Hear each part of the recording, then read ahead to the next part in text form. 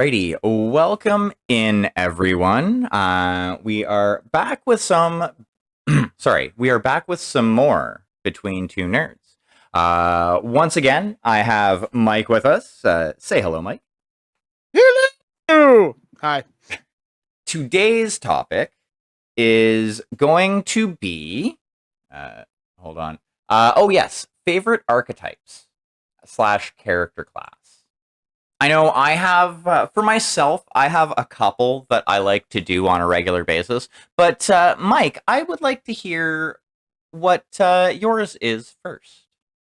Well, it's weird because I originally like my first ever AD&D character for second edition was a cleric, and frankly, I freaking hated it. I had a really bad dungeon master. I was told I couldn't use edged weapons. I was told I couldn't do this, that, and the other thing. I was like, "Here's your mace. Here's your holy symbol. Here, go hit a skeleton in the face with bludgeoning damage."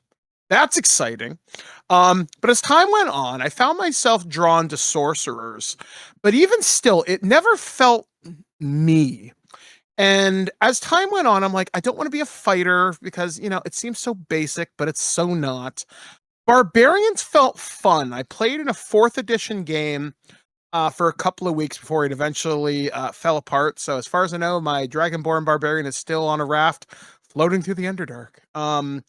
But it wasn't until I really got into my most recent D&D game with my friend Peter, Nick, and Tom, and Sam that I really started to kind of get my vibe with it. And I kind of discovered, I think my favorite class is Druid. And before that, I played in another game with a friend, we'll call Brenda. And Brenda's game, I played a monk, and I really liked it. And when I had competent game masters who rewarded creative play and allowed me to do what I wanted to with my class, I was like, this is me. This is my vibe. And I started to multi-class into other things. Like my monk eventually multi-classed into druid, which is weird, mostly because I wanted the kung fu monkey at some point. Eh? And I thought that was kind of fun. But my most recent build is a druid ranger, though I'm not going into the subclass I want with the ranger. I'm doing it purely for story purposes. I'm not doing anything optimized.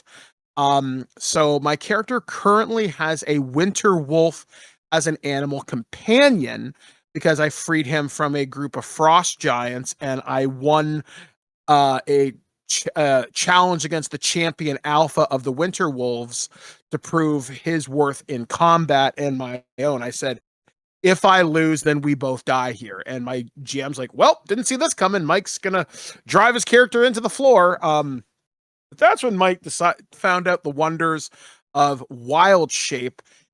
And it wasn't just utility. It wasn't just exploration. I'm not a high enough level where I can have a fly speed or anything.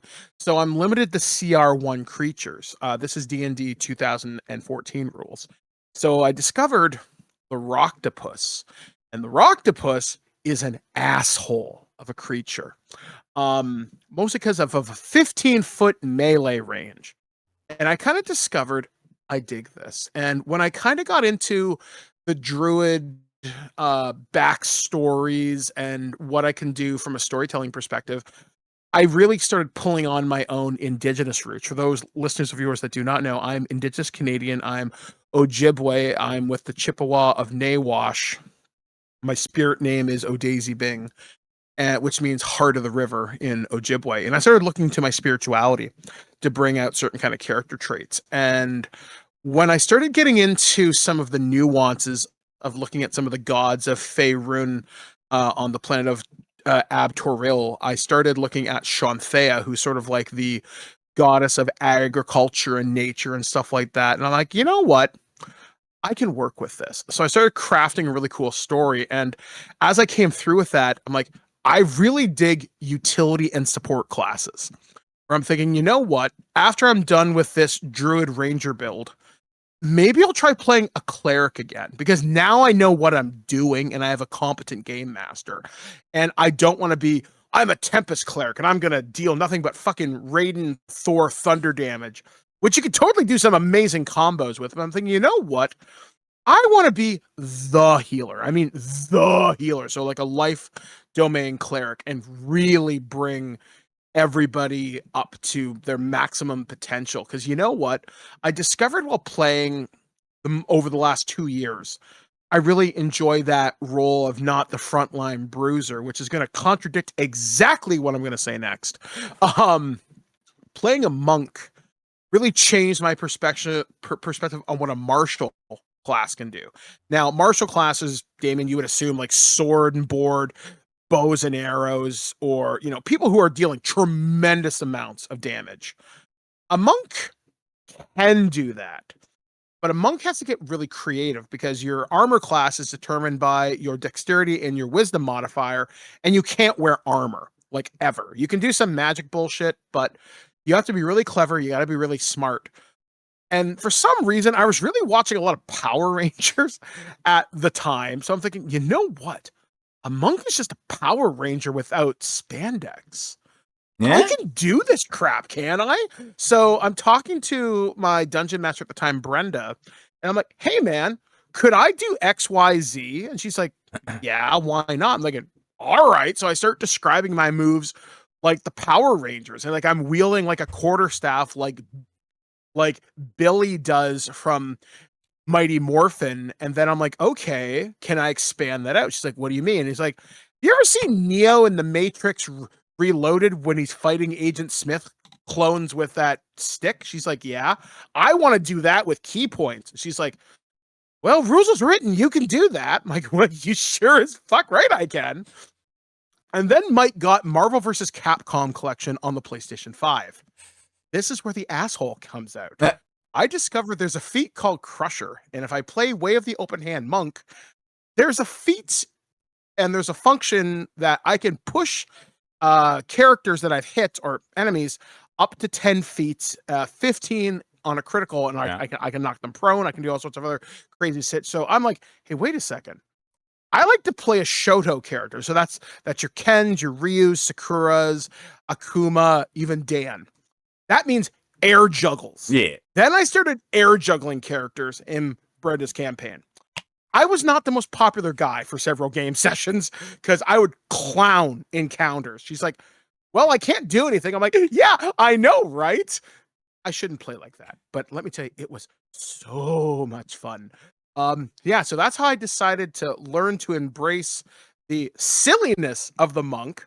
I'm not always going to be on the Avatar and the Airbender, but I'm thinking, no, I could totally be this. And with the Druid, that's more story based. And yeah, I've got some other ideas because obviously I want to hear what you do because I think you aim a little bit differently than me.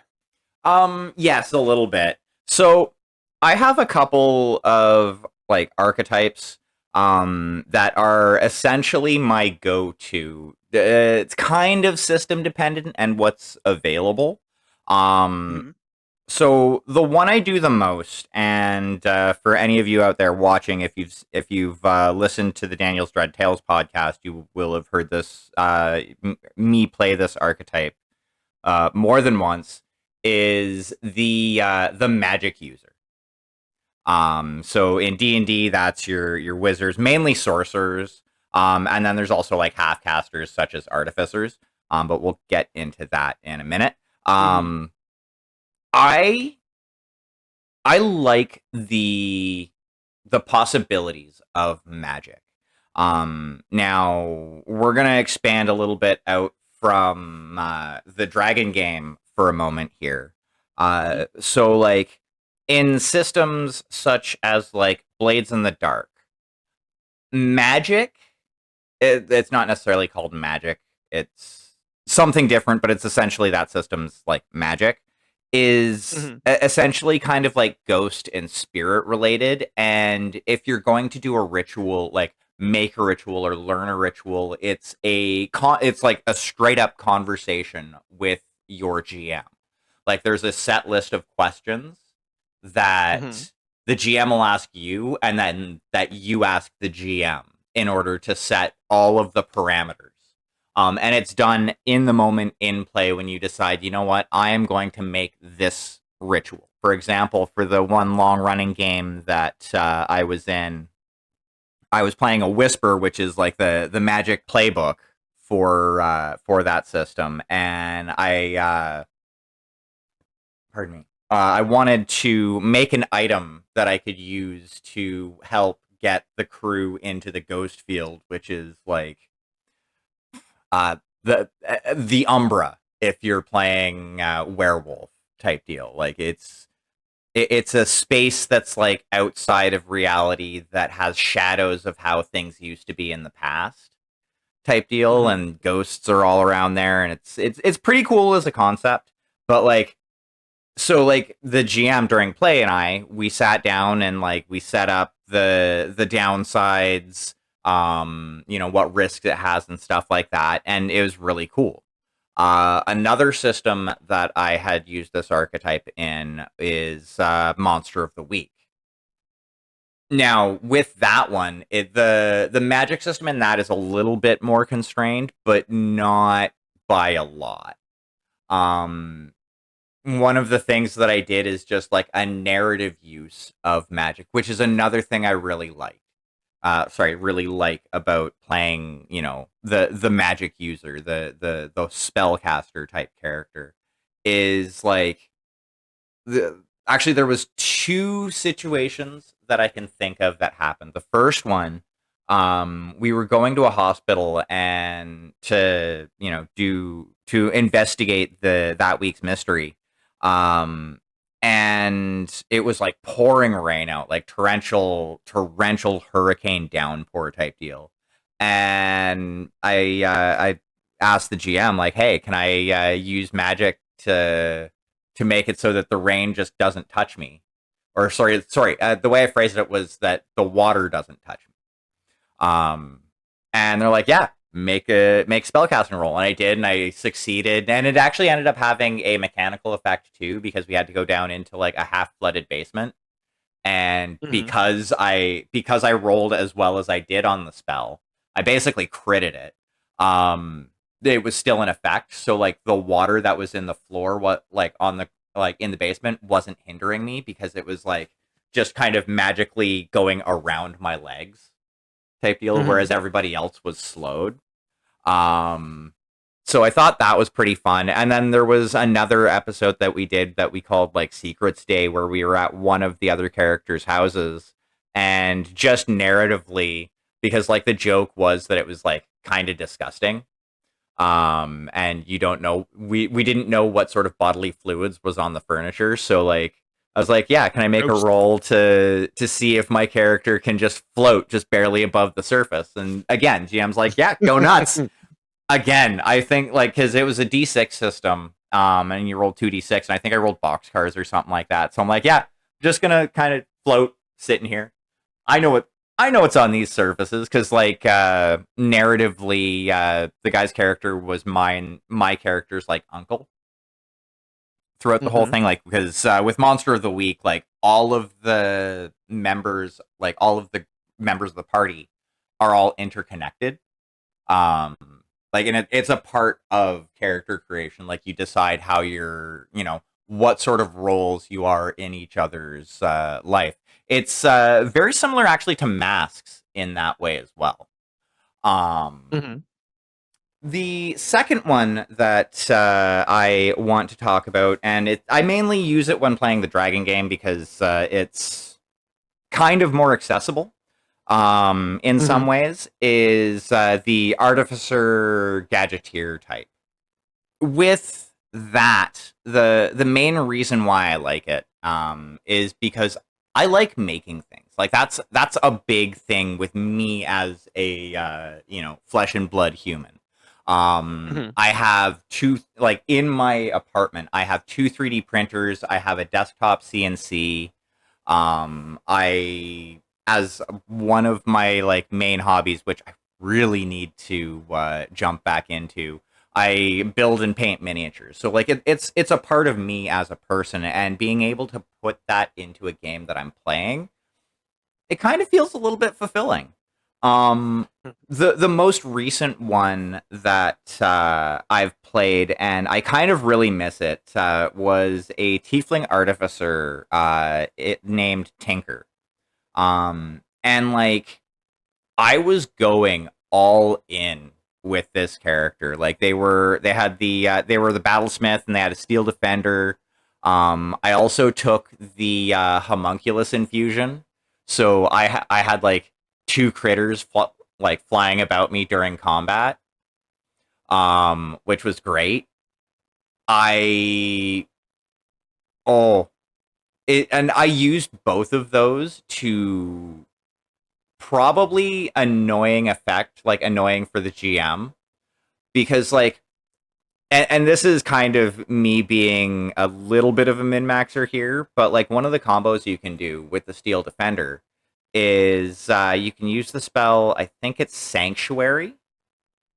You cast that on your Steel Defender, and you just have the Steel Defender use like basically use their action to deflect attacks. You don't attack with it, you just get right up in the enemy's face, and you have it impose disadvantage on an enemy that's attacking one of your other party members.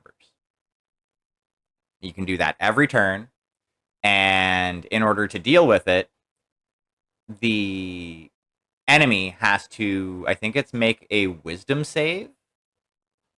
To attack any other enemy but theirs or something? No, like in that? order to attack the Steel Defender, the enemy has to make a wisdom save. As long as the Steel Defender doesn't attack and do damage type deal.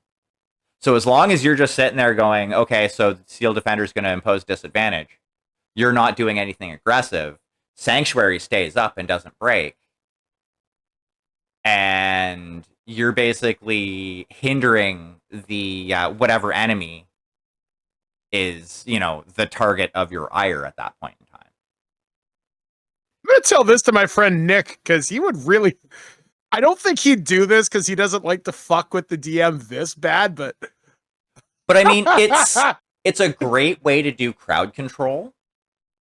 Oh, yeah. And still be able to, as the artificer, do other stuff. Contribute. Yeah. Like, like with the homunculus, one of its things is you can cast spells through it. Like touch spells. So, and getting back to what you said about being like a support character, what I would do with that is, okay, so one of the spells I took was Cure Wounds. Because it's on the Artificer spell list. And you know what? I may as well. If I'm sitting back and basically only say, attacking at range or stuff like that, or just, using Firebolt, you know what? One of the other PCs goes down. I can send my homunculus over to them. I don't have to worry about moving through threat ranges and incurring attacks of opportunity because the homunculus can fly.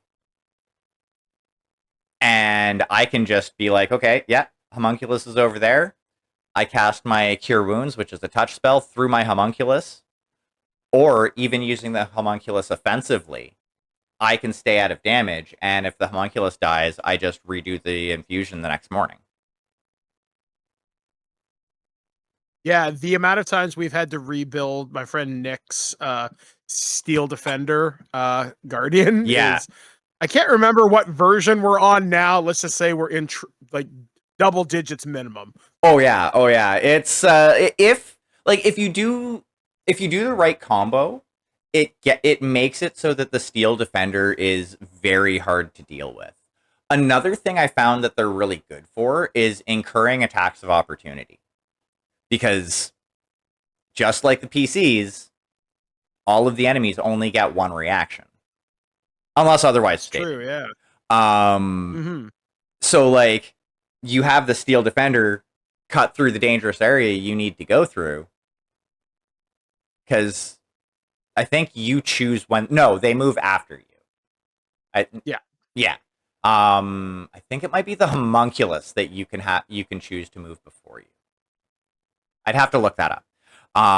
Yeah. But like, yeah, you can do stuff like that and make it so that like, you can get tactical advantage, which is really cool. And another thing, like with that character as well, like the GM was allowing that character to make a modern style sniper rifle. Like like I made the blueprints for it, and I think I was in the process of carving the stock when the game ended up fizzling out. Like I just needed to get the metal to start like crafting the actual metal components, and like it was really fun. And stuff like that, like I said, like it lets me bring some of the outside of game creativity that I have that wouldn't normally be applicable in like in game into the game. Mhm. I don't know. I think that's a pretty cool thing to be able to do. It Um, is. I kind of want to follow your thing and kind of switch things off from the dragon game and switch genres entirely. One ooh, of the other games that I'm very familiar with is Shadowrun. yeah, And Shadowrun is a game where you have different archetypes, like there's your street samurai, there's your street shaman, your wage mage, your deckers, your riggers. So you've got all sorts of variety. One of the characters, I would have some street samurai, a bit like tech, like everybody always hates fucking arm blades because of course why wouldn't you? they're um cool. but yeah, they're cool. You get to be Wolverine, so why not? Or Baraka. But or Baraka.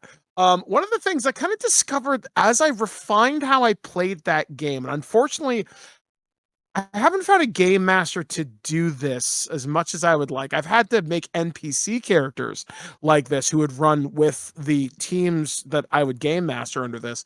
I loved making utility characters, like faces, like the charisma based face of the party. So I would take characters who would be somewhat magically active. That's the term you would use in Shadowrun. Yeah.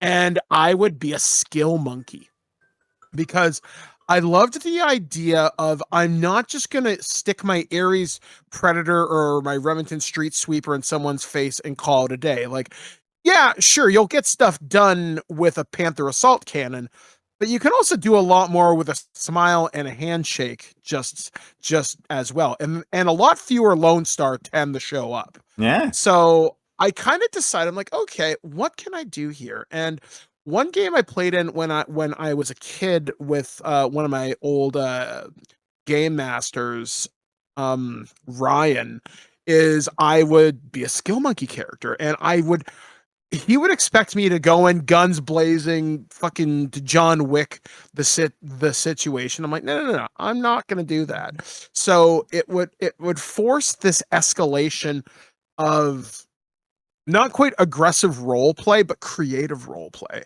And that's something I found a lot more rewarding as time has gone on. Like I was mentioning about my druid ranger character, I found that character to be a lot more story driven. So when I started looking at archetypes, I'm like, okay, as much as I love rolling math rocks, I love a good story and I love a good interaction as well. Like, well, I was talking with my wife today, Blair, and as of this recording, we just went to go see the Now You See Me movies.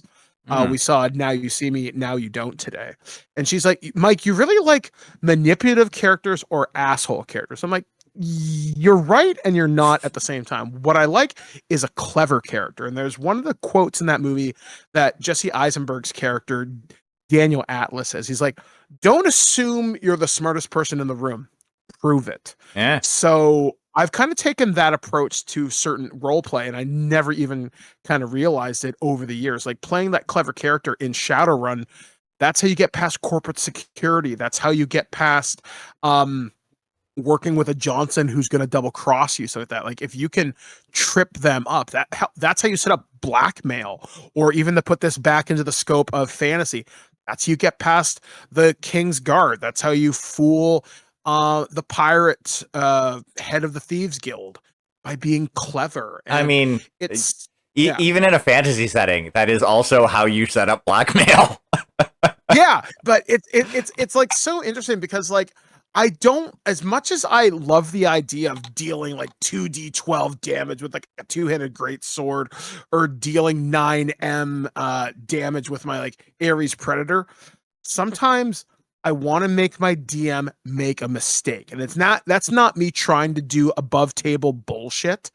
It's me like, okay, how would a person realistically react with this? Like basically uh fast talk someone, like be Yeah. a con man, or like the Wolf of Wall Street, Jordan Belfort, I think his name was, or something like that. Basically, just fast up, basically straight line selling. Oh yeah. You will be successful. Get them, confuse the fuck out of them. And I love doing that too. Like as much as I've gotten older, like I'm 44 now. And when I was a kid playing games like Star Wars, everybody wanted to be a fucking Jedi. Everybody wanted to be this, but as to be Han Solo.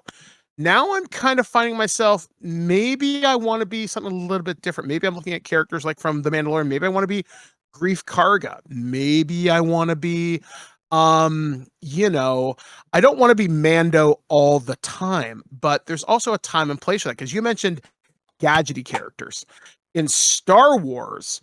um for example, there's a very famous YouTube video, and it's called The Jedi Hunter. Go look it up if you haven't done so. Okay. And I realized when I was younger, playing ex stormtroopers or Kraken commandos, which is the rebellion's version of a stormtrooper, except it was under General Kraken, you could do some really cool stuff with tech if you knew your gadgets and stuff like that. Like I played in a Star Wars game, which is one of the last ones.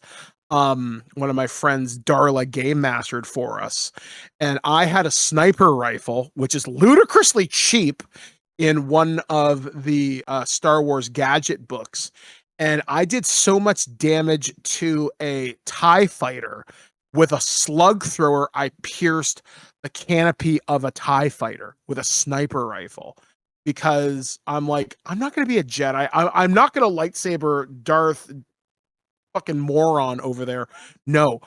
What can Jedis not do? And again, in that very famous video of The Jedi Hunter, what can Jedi not deal with? Crowd control. What can they not deal with? Flashbangs, fire, grenades. Now, grenades they could throw back at you, but if you start throwing down 10,000 flashbangs, they're going to be disoriented. You can use stuff like stun weapons, because that deals a lot more damage, and stun is really hard to throw off in certain games. And again, now that is above table min maxing, but also in universe. If you played a cop, for example, you would know this. If you're like a riot control trooper from the Empire, you would know if there's a bunch of people and the Emperor doesn't order you to gun them down, you start throwing stun grenades, you start throwing tear gas. You can do so much. So when I started looking at gadgety characters, much like you, I'm thinking that's a different way to contribute to this. And then one of my next things, and just I'll talk about this kind of briefly, is a more story focused character going along the support line.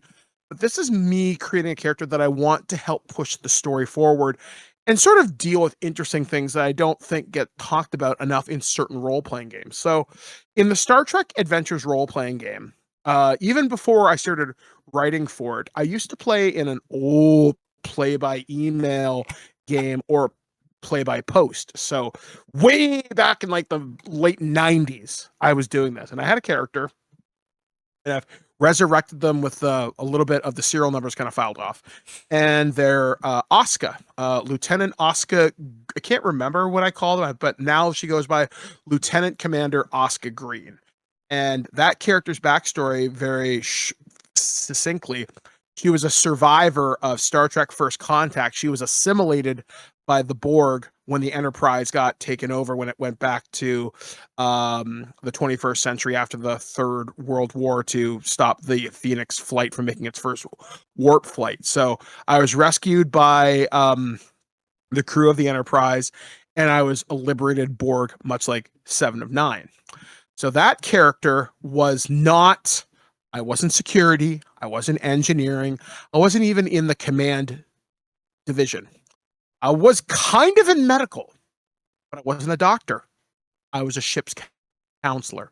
What the fuck is the ship's counselor going to do in most games? Essentially, you're almost, I guess, you can almost call the ship's counselor like the bard, I guess, in certain ways, because you're using it to inspire the party, deal with psychological issues, and help your party along that way. So when I created Asuka, I started looking at, okay, what can I explore with this? And when I started looking at some of the writing assignments I was getting for some of the Star Trek stuff I would work on in the 2 books I've written for, I was asked to look at the human condition. And I started thinking like, okay, what can I do with this? What hasn't been explored yet? And I started thinking, okay, I can explore emotional relationships. I can explore trauma, but I can also explore what makes us unique. So running a character like Asuka in a game like Star Trek allows the game master to craft more human story. So it's almost like a good way to think about it is whenever you'd see the Star Trek credits pop up on screen, you would see Patrick Stewart. Fucking, I can't remember the guy who plays Will Riker right now. Whose name? Jonathan Frakes. Yeah. So you'd see Stewart, Frakes, but this is where this would come up. And special guest star Guinan. I don't mind being Guinan. And what I mean by that is I want to push the story along. And I don't need to fire a phaser. I don't need to fire disruptors at Klingons. No. I want to talk with them and help the GM. If he's giving me enough stuff, or he or she, whoever, if they're giving me enough material that I can keep a scene going and that encourages the other players to come out of their shells and maybe experiment a little bit, that's kind of the archetype I like to get into too. I don't mind playing the back seat if it means someone else is getting a wonderful story. Like in the game I play with my other D&D group, sometimes my character, the druid, will be like, okay, he'll give a thing and he'll engage with the others, and I'll engage in my backstory and I'll look at his character. Goes like, so what are we doing here, guys? Like, we've been out here for like months. What's on your mind? And there's even prompts. I know there's this, I can't remember what the tool is, but it's a deck of cards, which there always is, and it is like 150 questions you can do to talk around your campfire. I think I talked about it on this show before. Yeah, it's come up on the Daniel's Dread Tales podcast as well. We've used that a couple of times. Yeah, so having something like that with my character archetype of being the support character, that's not just casting spells, that's not just throwing out stun bombs or whatever. That's adding emotional support to a game. And I think that's just as important as throwing down damage and healing, because it keep the game above table and below table going. It keeps the momentum going, because as much as we all like a good dungeon crawl, sometimes you want to play something a little bit more exciting than Space Invaders. Yeah. You know what I mean? It's not just killing goblins or like kind of kobolds. Sometimes you want to know why you're hurting these creatures, or as you brought up a couple shows ago, maybe you can get them to work with you because they are creatures themselves. They're not just mindless, I'm going to kill you. Yeah, exactly. So yeah, like that's another thing that you can also kind of look at as well. Yeah. Looking actually, I'm kind of glad that you brought up the more like sci-fi and outside of fantasy type thing, because and I'm not a big fan of this archetype in fantasy because I find it's a little bit more limited and more combat focused in a way. But in like a cyberpunk or a Shadowrun, or even I could see it having the at least a similar archetype having a place in something like Star Trek. But essentially the Neo rogue, like the hacker type character.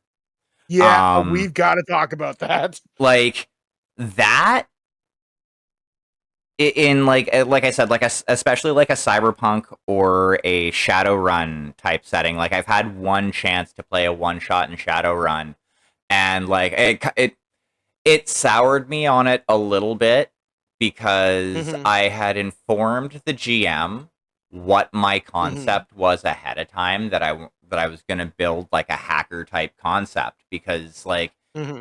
it's really cool. Like, yeah, I can, I'm the security specialist. I can get us in.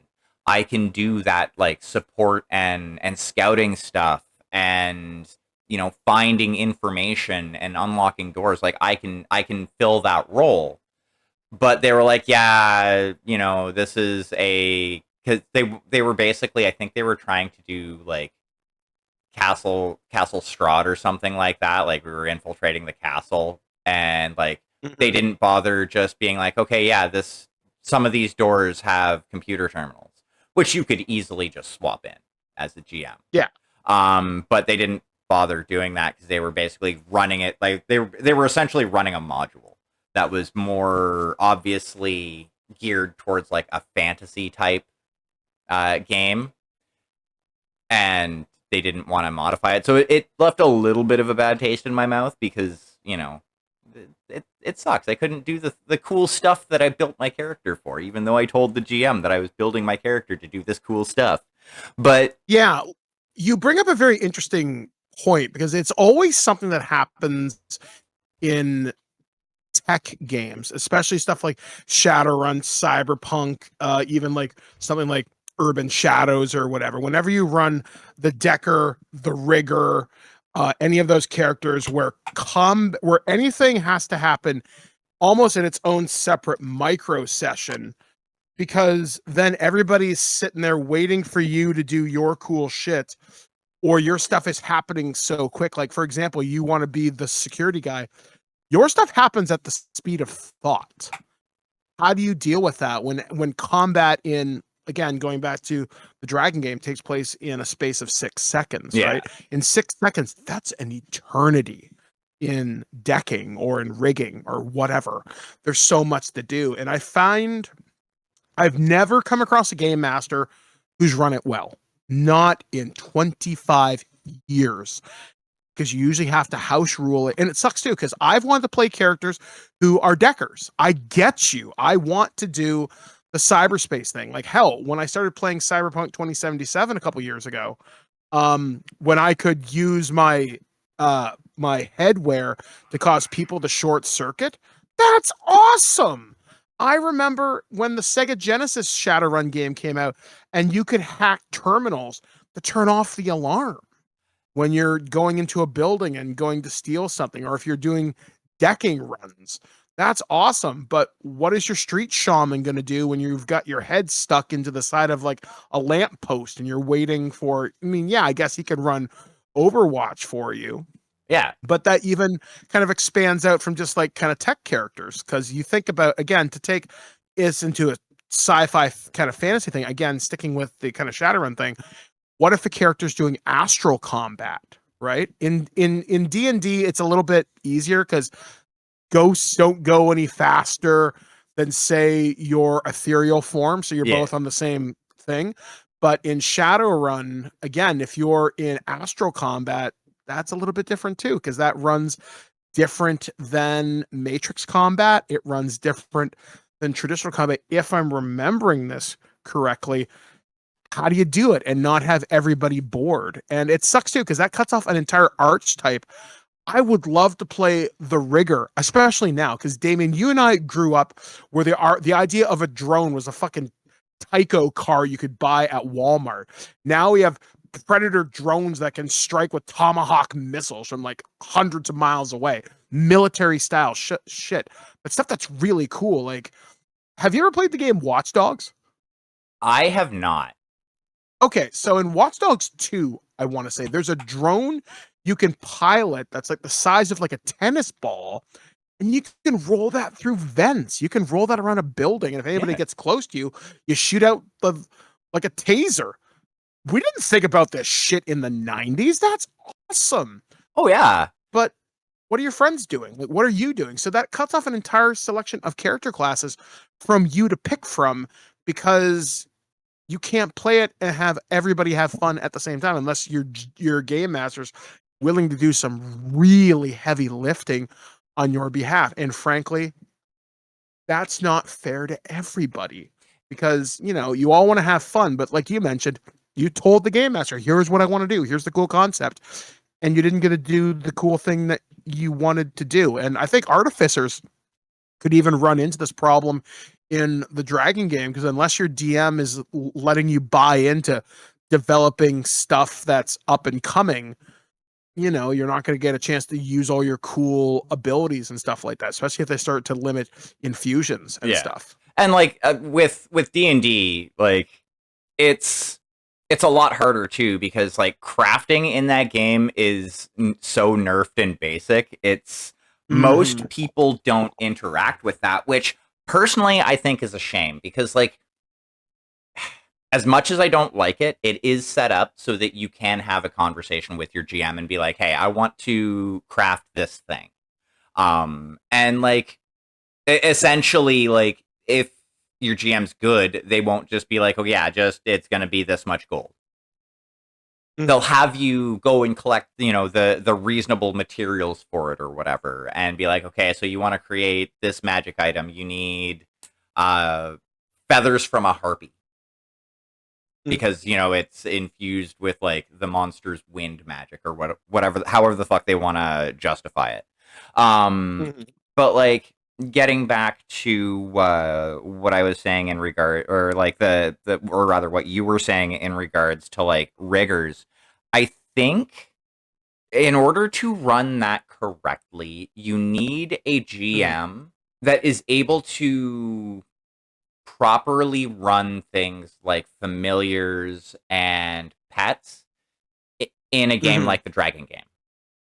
Because like, especially for like a rigger, that's basically kind of how it shakes out. Is it's similar to like having a character with like a couple of pets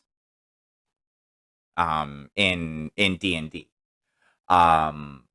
With something like a Decker, it would be a little bit different. I need to reread through Anarchy to see how they compress it, because they do actually mention, the difference in time frame, and they kind of give suggestions on how that works.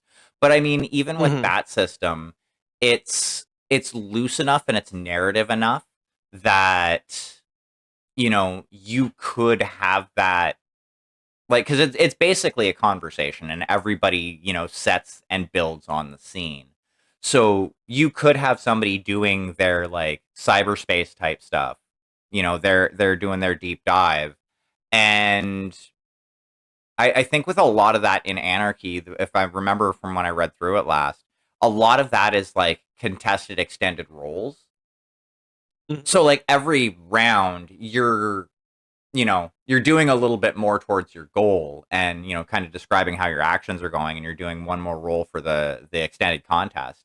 So everybody still gets to do something on their turn type deal. And you can split between, the Decker in cyberspace trying to get past, all of the security as they're trying to get in. And then, the rest of the PCs as they're trying to, hold off the corporate security that's coming in and trying to stop them from getting the information or whatever. Or they're outrunning their distraction to let the Decker do their job type deal. Like, so I think it could be done, but I think it needs to be more of a conversation. And 100%. Like, and you need to give, and I know I've brought this up before, you need to give everybody their spotlight.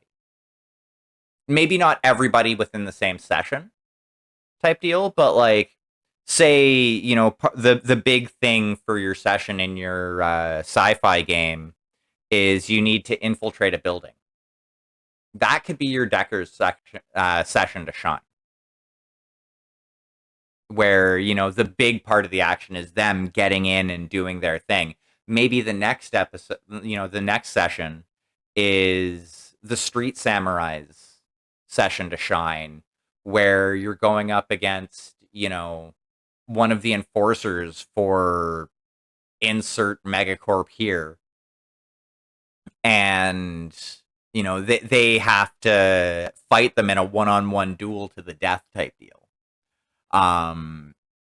So like it a lot of it does kind of come back to how the GM handles it.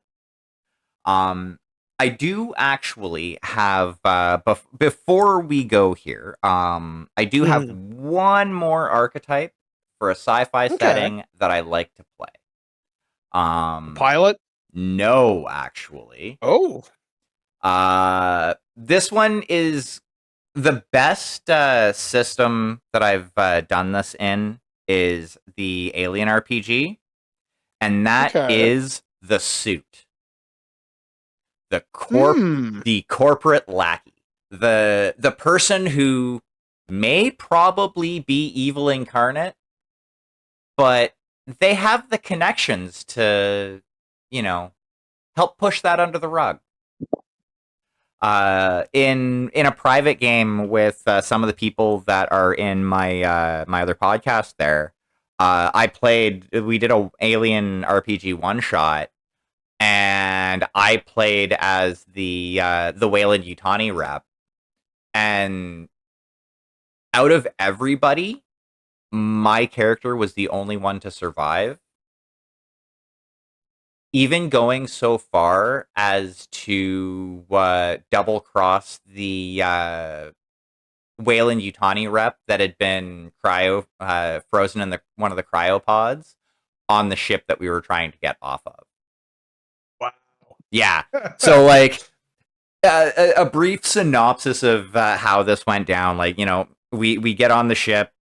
They were researching the alien spores type deal, and bunch of stuff happened. One of the PCs died, got replaced with somebody from the ship, and eventually we ended up having to wake up the Wayland Yutani rep because the only available escape pod ended up being in their quarters, which we had already kind of investigated beforehand, and I had found the other rep's drug stash.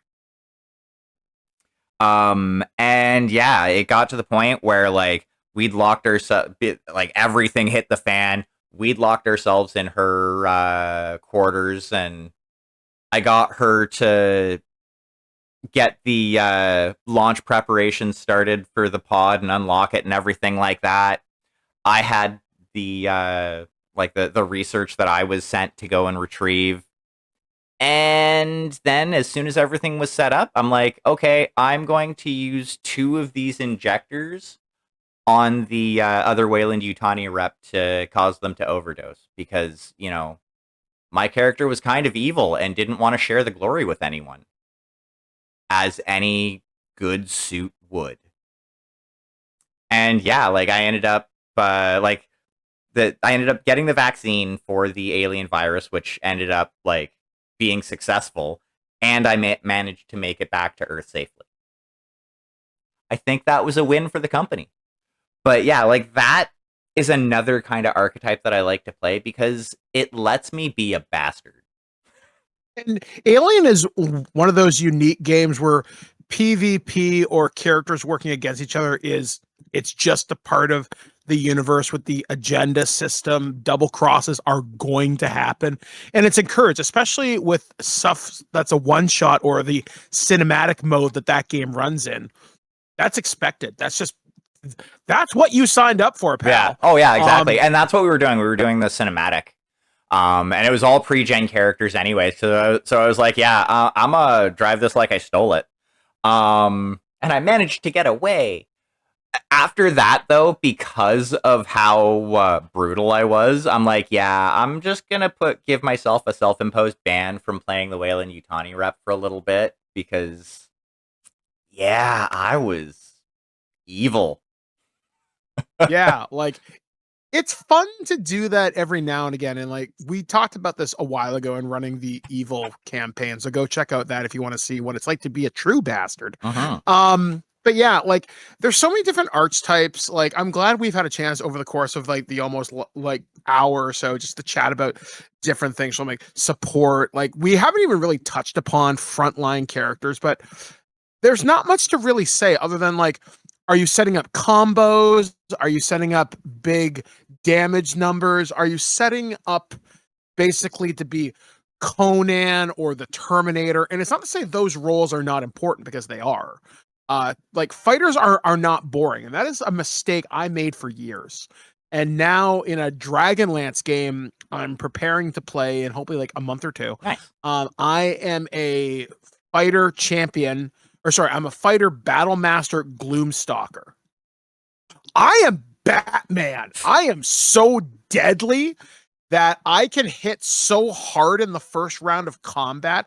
I hope my game master's ready for it, because I'm like, this is going to be really fun, and you're not going to like me. And because I've never felt that martial power, but I guess that's why people play that certain type. And there's nothing wrong with that. Absolutely nothing at all. Because we do need here. RoboCop, go take care of that. Me and Officer Lewis will hang back here and we'll get you the support you need. Yeah, exactly. There's nothing wrong with that. And I think that's kind of fun too, because again, no type of character is wrong, but it's all about talking with the people you're playing with. Like, for example, you playing your Basher character, understand that this is coming. It is not personal. We're all here to have a good time. Because that's the thing about playing Archetypes. Like one of the worst pieces of advice I've ever heard, ever given in the TTRPG community is you have to, we need a cleric. We need a healer. No, you can get around that. Play what makes you happy. Play what makes you fulfill. We don't have a lot of time on this planet, and we should spend it having fun as much as we can responsibly. Exactly. So when you're going into your role-playing game tables, whether it be using a site like Start Playing, or whether you're just going down to your friendly local game store or wherever, just talk to people. That's the importance of session 0, is asking people what works. What would you like to see me play? Are you okay if I do this? And it's just all about having a conversation that everybody comes to an agreement. If you're a team of druids, maybe there's a story there. Like, hell, I know the Dungeon Dudes did a video a couple of years ago. It was like, what if everybody plays a fighter? That's a commando unit. What if everybody plays a cleric? That's a team of holy avengers on a mission from their god or gods to do something great. Like, there's so many stories that you can tell with that. Like, yes, go. A party of multi-class clerics and bards. Play the motherfucking Blues Brothers. But say, yeah, that's something you can do too. Like, hell, if you play a party of monks, you're the Power Rangers or the Ninja Turtles. Like, you've got so many possibilities. As long as you are doing it to have fun, play whatever archetype you want. Just don't be an asshole. Long story short. Don't be an asshole to your friends. If it's within the allowances of the game, it might be okay to be an asshole to the PCs. Just, remember that the people behind the PCs are your friends, and you don't want to, ruin friendships. Exactly. Everybody's there to have fun at the end of the day. Conversation occasionally leads to confrontation, but it doesn't have to end in hurt feelings, as long as everybody is respectful of everybody's feelings and time, and just talk. Because remember, we're all there to have a good time, and hopefully when the conversation passes, we're all there for handshakes and high fives, and at the end of the day, we're all there to say, hey, that was awesome. Exactly. I think that is probably the perfect spot to wrap it up for this evening. Is there anything you would like to, anybody you would like to shout out, anything you'd like to shill, anything like that, monsieur? Actually, yeah, kind of. So a couple of weeks ago, in my local area, the Pink Power Ranger, Amy Jo Johnson, had made an appearance at my friendly local game store, and I had her sign my Renegade Game Studios Power Rangers, the role-playing game main book. And recently, I had a chance to get Matt Sadowski, I think I said his name right, who was the Green Power Ranger from Power Rangers SPD, sign my book as well. So I've now created a quest for myself that as long as there's a Power Ranger within 2 hours at max drive of my place, I will get signatures on my book. Nice. That is my goal for 2026. Plus, my wife and my sister-in-law are going to Niagara Falls Comic Con on December 6th. So I don't know when this is airing, but they're going to meet Robert Picardo. Robert Picardo played the holographic doctor from Star Trek Voyager. Oh, fuck. Fuck that. Yeah. I am so Yeah. jelly. Oh, yeah. So they are going to take my Star Trek second edition core role-playing game book and get Robert Picardo to sign it. Now, this is important for several reasons. Number one, he's my favorite character in the entirety of the franchise. He's my favorite actor in the franchise. And he was one of my first major Star Trek interviews in the franchise. I doubt he remembers who I am, but the fact that he gets to sign the first book that I ever got my name on a major IP, I think will be pretty cool. So I'm looking forward to hearing stories from Bob and just letting him and tagging him on Blue Sky saying, hey, I don't know if you remember me. We did this interview back in 2014, but thank you. And I'm now a member of the family. And my goal, inspired by one of my fellow writers from Star Trek Adventures, Michael Dismuke, has his captain's logbook signed by everybody he meets at conventions. My goal is to get as many Voyager cast members to sign my Star Trek Adventures book, because I'm hoping that I can do this before I die.